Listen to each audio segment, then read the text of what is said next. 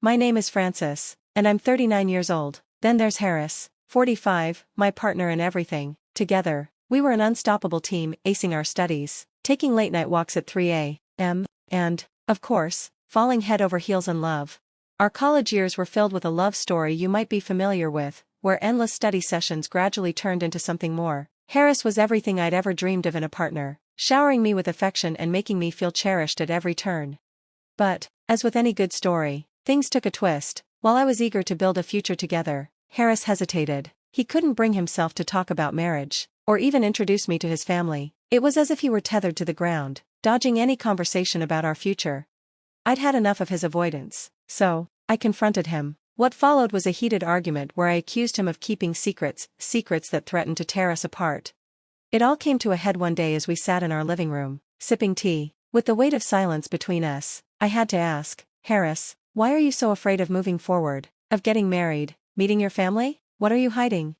He stammered, deflecting at first, but finally, he confessed. He had been keeping something huge from me. His parents had no idea he was in a relationship with a black woman from Canada. I was speechless. For years, and they still didn't know about us? How had Harris planned to keep this from me? What did this mean for our future? Harris looked at me, his eyes filled with regret. Francis, I know this isn't right, and I know it's unfair to you, he said, but my family, they have very strong cultural expectations. They want me to marry someone from our background, someone Arab. They don't know about us. They don't know about you. I felt my heart drop. For years and they don't even know who I am? I was 27 when we started dating. How is that possible, Harris? I'm sorry, they have rigid views, and frankly, some of them are prejudiced. I've been terrified to tell them, terrified of losing you, too. So you've been keeping me a secret because you're afraid of their reaction? I asked, my voice trembling. You're supposed to be with me, Harris. You're supposed to stand by me, even when it's hard, even when it means challenging their views. I never wanted to hurt you. I love you more than anything, but I couldn't bear the thought of putting you in that position, he said, his voice thick with emotion.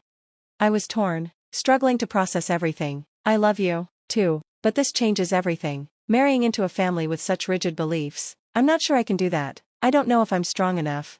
Please don't give up on us, Harris pleaded, his face filled with desperation. I'll talk to them. I'll do whatever it takes. I can't lose you, Francis.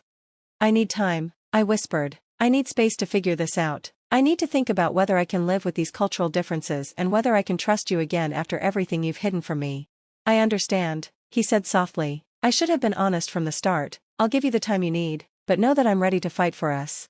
I stood there, torn. On one hand, there was my love for Harris, strong and undeniable, but on the other, the reality of joining a family with such inflexible views weighed on me heavily.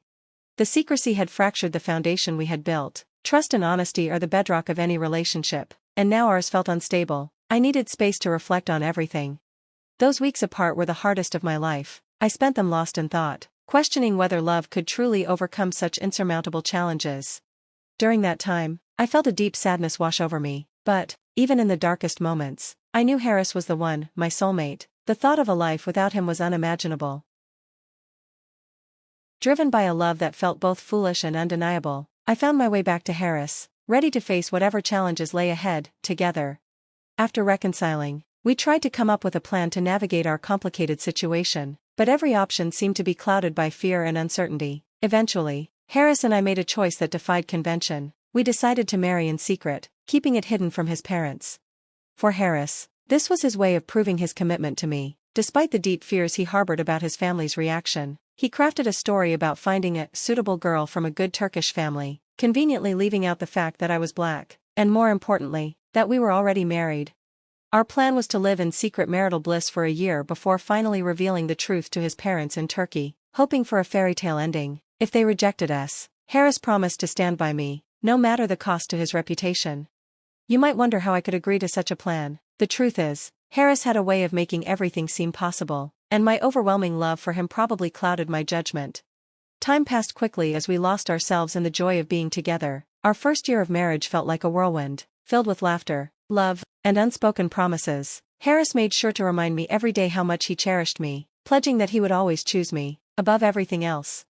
But as we entered our second year, doubts began to creep in. I started to wonder when we would finally make the trip to Turkey. Every time the subject came up, Harris seemed to avoid it, his anxiety visible in the way he shifted his gaze or changed the topic. He insisted we needed more time, believing that a longer marriage would prove our commitment to his parents. In truth, we were both so caught up in the happiness of our life together that we kept postponing the inevitable. Though our love only grew stronger, the shadow of the future hung over us. The thought of facing Harris's parents and their potential rejection filled me with dread, but despite my growing concerns, I agreed to delay the trip for another year, holding on to the hope that maybe Harris was right, that with more time, things would somehow work out. So, we continued our life, blissfully in love, savoring every moment together. All the while, I mentally prepared for the journey ahead. Wanting to bridge the cultural gap, I decided to learn Arabic, hoping to make a positive impression on Harris's traditional family. It wasn't easy, but I threw myself into it. Hours were spent poring over textbooks, listening to language podcasts, and practicing with Harris whenever I could. My goal wasn't just fluency, it was to show that I respected his heritage and that I was willing to embrace his world. By the end of our second year of marriage, I had become nearly fluent. I hoped this effort would be proof enough of my dedication and my readiness to meet his family.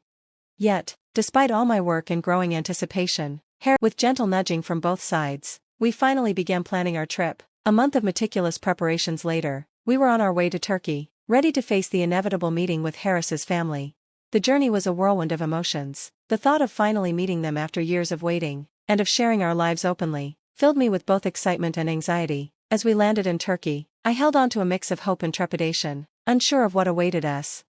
We arrived at Harris's family home under the cover of night, hoping the late hour would soften the intensity of the moment, but when we finally disclosed that I was not only black but also Harris's wife, the atmosphere shifted instantly. His parents' reaction was swift and fierce. Disappointment and anger crackled in the air as they reprimanded Harris for his choice.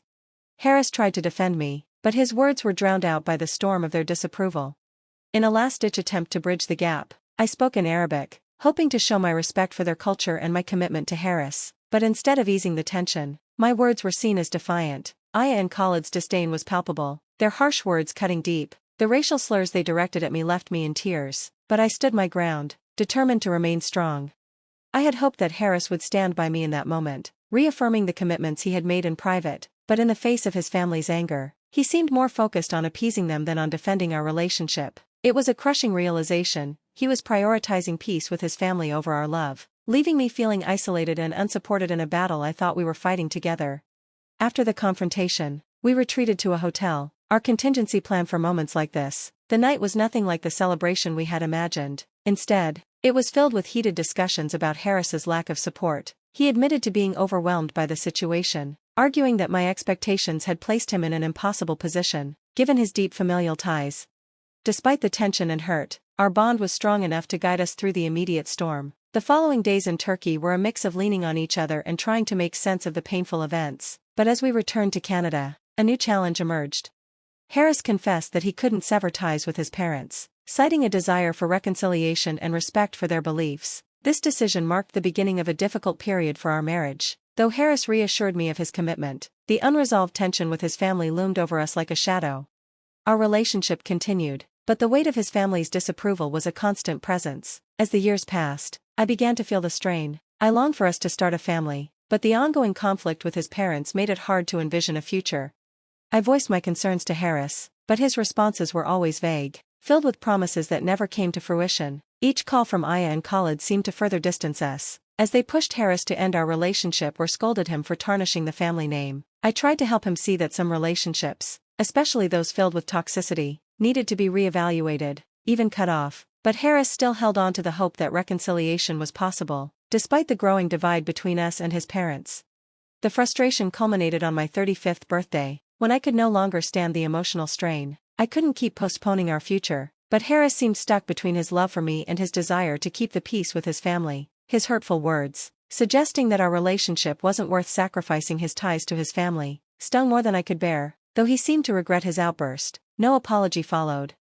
Feeling lost and dejected, I knew I needed space to think. I spent a night alone in a hotel, reflecting on everything, our relationship, the future, and the person I was becoming in the midst of all this turmoil. The hope that Harris would choose me over his family began to fade, and after weeks of reflection, I knew the truth. Our relationship could not survive under the weight of his family's disapproval and the constant uncertainty.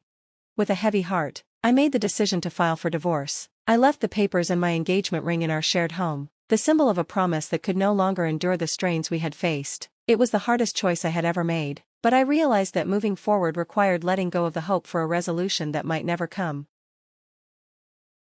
Harris's reaction to my decision was swift and intense. He bombarded my phone with messages, pleading for us to reconcile and vowing that things would change, but I stood firm, choosing to handle the matter through legal channels to protect my emotional well-being. It was a decisive step forward, marking the end of a painful chapter in my life and the beginning of a journey toward healing and rediscovering my independence, free from the turbulence and heartbreak that had come to define our relationship.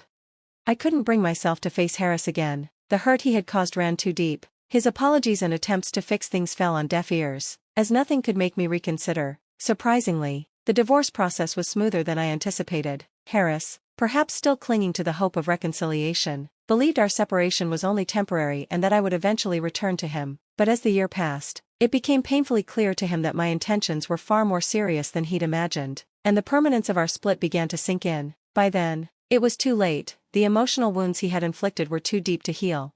The next 3 years, however, were a period of personal transformation. At 39, I was truly living for myself, embracing new relationships and savoring the happiness I had longed for. This time was about building a life free from the shadows of my past. But just as I was settling into this newfound peace, my world was shaken again. My inbox began to overflow with mysterious emails from unfamiliar senders. At first, I ignored. He stunned me further by revealing a shocking truth. His parents still thought we were married. I had assumed they would be relieved by our separation, but it turned out Harris was too embarrassed to admit he was the one left behind. To save face, he had concocted a lie, keeping up the appearance of our marriage to avoid the cultural shame of being divorced. And then, in an even more surprising move, Harris offered me money to continue pretending to be his wife for his parents, who, after years of silence, were supposedly warming up to me. They were planning a celebration in honor of our union, a notion that filled me with dread. Despite my deep reluctance and the growing realization that Harris had not changed, I agreed to his request. I knew I had to play my part in the charade, but I was also plotting my escape from the cycle of deception. The day of the celebration came, and Harris paid me in advance for my role. The event was surreal. Aya and Khalid, his parents, greeted me with unexpected warmth, far different from the cold reception I had once known. Their behavior felt disorienting, and I couldn't shake the feeling that something wasn't right. Later that evening, their true motives became clear. In a private moment, they dropped the act, revealing that their public display of acceptance was nothing more than a facade. Their disdain for me had not changed. If anything, it had deepened. Their words were as cruel as ever, and when the confrontation escalated, I braced myself for what seemed like an inevitable physical altercation. I stood my ground, ready to expose their bigotry if necessary, but Harris intervened in an attempt to calm the situation. Aya and Khalid, however, made their true feelings clear. They had only feigned acceptance in a desperate attempt to keep Harris in their lives, despite their objections to our marriage. This encounter was a painful reminder of the manipulations and power struggles that defined our relationship with his family, as well as the lengths they were willing to go to preserve appearances. And then, the unthinkable happened. Aya and Khalid made an audacious demand. They wanted me to pay off their mortgage in exchange for their acceptance into the family. This wasn't just a financial request, it was an insult. A crude transaction that reduced their approval to something that could be bought. It was the last straw. I refused to play along any longer. With a sense of finality, I revealed to them that Harris and I had been divorced for 6 years, and their opinion no longer mattered to me. The shock of the revelation was palpable, and the reaction from Harris's parents was swift. They turned their wrath on him for not disclosing our separation sooner, accusing him of bringing shame to the family. Harris tried desperately to salvage the situation, but it was too late. Aya and Khalid, humiliated and angry, stormed out of the celebration, vowing to sever all ties with him over what they saw as his betrayal. Watching Harris crumble under the weight of his own lies was a pivotal moment. For years, he had feared this very scenario, and now that it had come to pass, he was utterly defeated. Despite the threats he had made against me, I held the upper hand. I revealed my final card, a restraining order, making it clear that his intimidation tactics would no longer work. The look of disbelief on his face was enough to bring me a sense of empowerment I had never felt before. As I walked away from the chaos, I couldn't help but laugh, a laugh of liberation, of closing a painful chapter, and of reclaiming my life. It was a sound of freedom, of knowing I had finally broken free from the toxic web Harris and his family had woven around me.